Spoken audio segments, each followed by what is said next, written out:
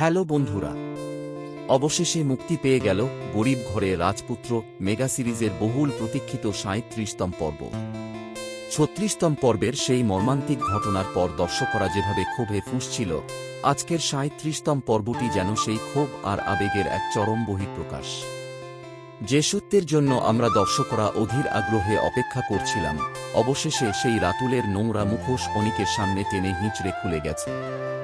আজকের ভিডিওতে আমরা ৩৭তম পর্বের ভেতরের গল্প, অনিকের অনুশোচনা এবং মেঘলার আগামী দিনের সিদ্ধান্ত নিয়ে খোলামেলা আলোচনা করব।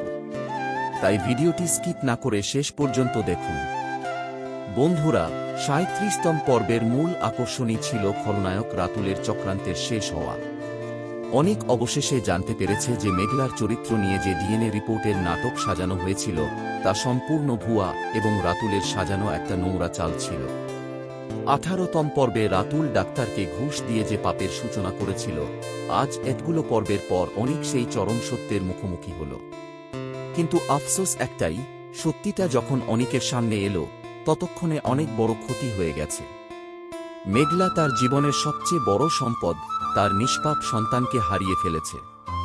অনিকের এই দেরিতে জাগ্রত হওয়া বিবেক কিন্তু মেঘলার সেই কোল খালি হওয়া সন্তানকে আর ফিরিয়ে দিতে পারবে না। অনিক আজ তীব্র অনুশোচনায় পুড়ছে, কিন্তু এই অনুশোচনার মূল্য এখন মেঘলার কাছে শূন্য। আজকের পর্বে মেঘলার অভিনয় সত্যিই প্রশংসার দাবিদার। সন্তানকে হারানোর পর মেঘলা যে কতটা পাথর হয়ে গেছে তা তার প্রতিটি ডায়ালগে প্রকাশ পেয়েছে।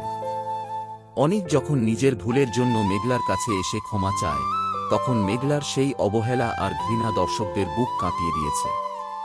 একটা মেয়েকে যে সমাজের সামনে কলঙ্কিত করা হলো, যার সন্তানকে অবৈধ অপবাদ দেওয়া হলো, সে আজ অনিককে এত সহজে ক্ষমা করবে না, এটাই স্বাভাবিক। মেঘলা পরিষ্কার বুঝিয়ে দিয়েছে যে পুরুষ কাগজের একটা রিপোর্টের ওপর ভিত্তি করে নিজের স্ত্রীর পবিত্রতা আর ভালোবাসাকে বিশ্বাস করতে পারে না, তার সাথে আর যাই হোক সংসার করা যায় না। এখন প্রশ্ন হচ্ছে, গল্প এরপর কোন দিকে যাবে? অনিক তো সত্যিটা জেনে গেছে, সে কি রাতুলকে ছেড়ে দেবে? একদমই না। আগামী ৩৮তম পর্বে অনিক এবার রাতুল আর তার মায়ের ওপর প্রতিশোধের আগুন ছড়াবে। তাদের জঘন্য অপরাধের জন্য অনিক তাদের জেলে পাঠানোর সমস্ত আইনি ব্যবস্থা করবে। কিন্তু অন্যদিকে মেঘলার সাথে অনিকের সম্পর্ক কি আর আগের মতো হবে?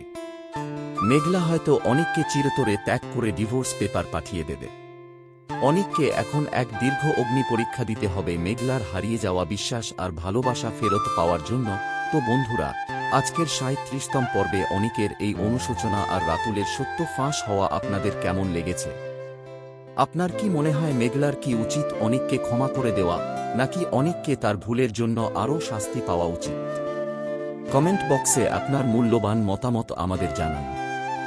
ভিডিওটি ভালো লাগলে লাইক ও শেয়ার করুন এবং পরবর্তী ৩৮তম পর্বের আপডেট সবার আগে পেতে আমাদের চ্যানেলটি এখনই সাবস্ক্রাইব করে বেল আইকনটি অন করে রাখুন। দেখা হবে পরের ভিডিওতে। ধন্যবাদ।